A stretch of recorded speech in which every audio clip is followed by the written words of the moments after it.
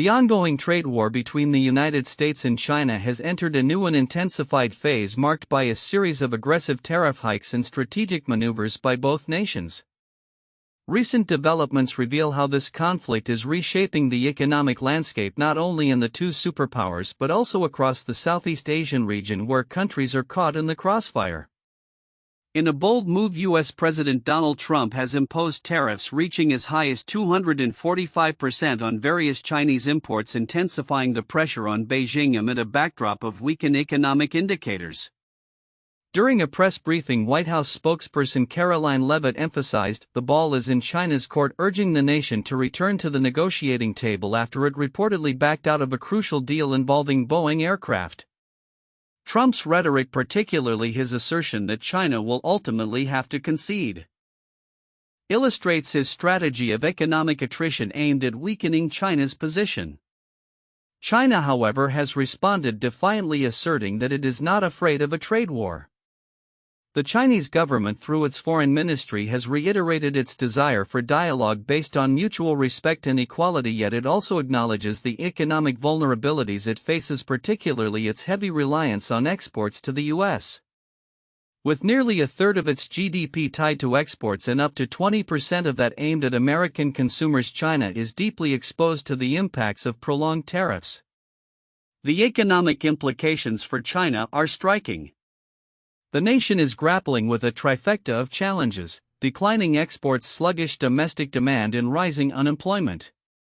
Analysts predict that a sustained trade conflict could result in a significant GDP downturn, with estimates suggesting a potential hit of about 2% to China's growth. This is compounded by a weak domestic market where consumer confidence remains fragile, exacerbated by a property market crisis and high youth unemployment rates. In a strategic counter, Chinese President Xi Jinping has embarked on a diplomatic tour of Vietnam, Malaysia, and Cambodia, promoting Beijing as a responsible global player willing to collaborate with its Asian neighbors. This visit serves a dual purpose: reinforcing economic ties and subtly warning Southeast Asian nations against aligning too closely with U.S. interests. As economic analyst Trin Nguyen noted, Xi's trip was both a reassurance and a warning, emphasizing that any country opting to appease the U.S. risks economic repercussions from China. Xi's diplomatic overture comes at a time when the U.S. is attempting to decouple its trading partners from Chinese networks.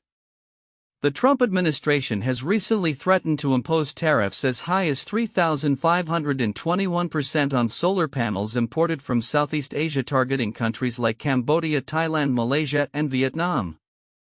This move follows accusations of subsidized Chinese products flooding the U.S. market, prompting a sense of urgency among Southeast Asian countries to negotiate favorable terms with Washington while maintaining their trade relationships with China. As the U.S. continues to wield its economic power through tariffs, the stakes are rising for nations in Southeast Asia. These countries have benefited from supply chain diversification strategies amid the trade war, often adopting a China plus one approach that includes expanding trade with the U.S. However, they also recognize that their economic fates are tied to both superpowers.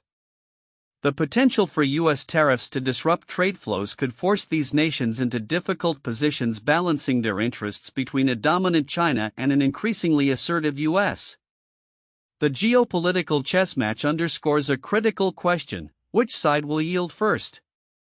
Trump's aggressive tactics suggest he believes the U.S. can withstand short-term economic pain better than China. Yet the risk of political backlash looms large as American consumers begin to feel the pinch from rising prices on imported goods. Conversely, China's economic resilience is increasingly tested, and while it may project confidence, the risks of unrest tied to economic discontent remain a significant concern for its leadership. Looking ahead, the unfolding dynamics of the U.S. China trade war will likely influence global trade patterns and economic strategies in the coming months. As both nations navigate this high-stakes confrontation, the impact on Southeast Asia will be profound, shaping not only economic policies but also the region's broader geopolitical alignments. With tensions poised to escalate further, the world watches closely to see how these developments will redefine international trade and cooperation. In recent months, the landscape of global trade has been deeply affected by the ongoing tariff policies implemented by the Trump administration, leading economists to speculate on their future implications. As the U.S. China trade war continues to escalate, questions arise about the potential trajectory of tariffs and their impact on consumers, businesses, and international relations. Will these tariffs persist or evolve significantly by 2028? To explore this, USA Today consulted with several economists, each providing insights that highlight the complexities of the current trade environment. Since President Trump took office, the U.S. has seen a surge in import tariffs, varying dramatically from 0 on certain exempted products to over 100% on select imports from China. The volatility of tariff rates complicates predictions, making it challenging for consumers and businesses to plan for the future. Colin Grabeau, an associate director at the Cato Institute, asserts that tariffs will likely be higher in 2028 than they were at the beginning of Trump's presidency, predicting a continued trend of increasing tariffs unless substantial political shifts occur. Digging the United States out of this mess will take some doing, he noted, emphasizing the reluctance of both parties to take action against the widely popular leader within the Republican base. On the other hand, Josh Bivens, chief economist at the Economic Policy Institute, offered a more variable outlook, suggesting that tariffs could range drastically from 5% to 25% by 2028. He pointed out the uncertainty surrounding these rates poses a significant threat to American businesses and households as critical decisions about investments, housing, and education become increasingly complicated. Until this is clarified, and truly clarified, not subject to the ever-changing whims of one man, all Americans will be held in limbo, and this will crush economic growth, he stated. Adding to the dialogue, Bernard Yaris from Oxford Economics suggested that while tariffs on China are likely to remain, there may be a dilution of broader reciprocal tariffs affecting other countries. He noted that the administration could introduce targeted exemptions to alleviate inflationary pressures, particularly on consumer goods. However, he warned that without a significant change in Congress's political landscape, total unwinding of these tariffs is improbable. The potential implications of these tariffs extend beyond American borders. James Crabtree, a geopolitical analyst, argues that Trump's tariffs could inadvertently benefit China by undermining U.S. influence in the Asia-Pacific region. Countries reliant on trade with the U.S., such as Vietnam and Thailand, face the prospect of substantial tariff increases, which could push them to seek alternatives, including closer ties with China. Crabtree highlighted that a reduction in U.S. economic engagement could prompt allies to reconsider their security arrangements, potentially compromising American interests in the region. Furthermore, recent developments indicate that China is proactively addressing its reliance on the U.S. dollar and the associated risks of the trade war. The Chinese government has unveiled an action plan to promote the yuan in international transactions, particularly targeting nations in the global south. This shift illustrates Beijing's effort to bolster its position in global trade while mitigating the adverse effects of U.S. tariffs. In the U.S., economic indicators show the strain that tariffs are placing on various sectors, particularly within the retail and manufacturing industries. Major retailers have been vocal about their concerns, with executives from companies like Walmart and Target meeting with President Trump to discuss the ramifications of the tariff policies. As rising costs threaten profit margins, manufacturers are facing difficult choices about where to invest and how to adjust their supply chains in response to ongoing tariff fluctuations. In conclusion, as the U.S. navigates its current trade policies, the future of tariffs remains uncertain. Economists predict that unless there is significant political change, higher tariffs are likely to be a fixture of the economic landscape in 2028. The repercussions of these policies will have lasting effects not only on American consumers and businesses but also on the broader dynamics of international trade, particularly in the Asia-Pacific region. As stakeholders continue to grapple with the implications of the trade war, the need for a coherent and stable trade strategy has never been more pressing.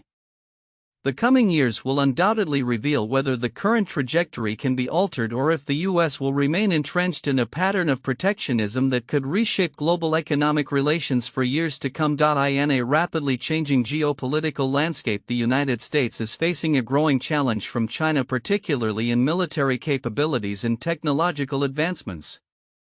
A recent warning from U.S. Navy Admiral Samuel Papero highlights the urgency of this situation, as he asserts that China's military is advancing at an unprecedented pace, posing a significant threat to U.S. national security. The Admiral's testimony before the Senate Armed Services Committee underscored China's ambitious drive to enhance its military prowess through a combination of indigenous development and espionage. China is developing and integrating cutting-edge technologies, AI, hypersonic and advanced missiles and space-based capabilities at an alarming pace, Papero stated, emphasizing the comprehensive approach China employs in its national security strategy. This strategy intertwines military pressure with cyber operations and economic coercion, demonstrating Beijing's commitment to establishing itself as a dominant global power. An integral aspect of China's military modernization is its focus on advanced technologies that not only bolster its offensive capabilities but also aim to undermine the effectiveness of U.S. forces. The development of an anti-access aerial denial A2/AD network, particularly around Taiwan and the South China Sea, exemplifies this strategy. By deploying advanced missile systems capable of targeting U.S. naval assets, China seeks to deter American intervention in the region, fundamentally altering the balance of power. Moreover, the scale and scope of China's intelligence operations have raised alarms among U.S. military officials. The U.S. National Counterintelligence and Security Center estimates that China steals between $200 to $600 billion worth of intellectual property annually, including critical military technology.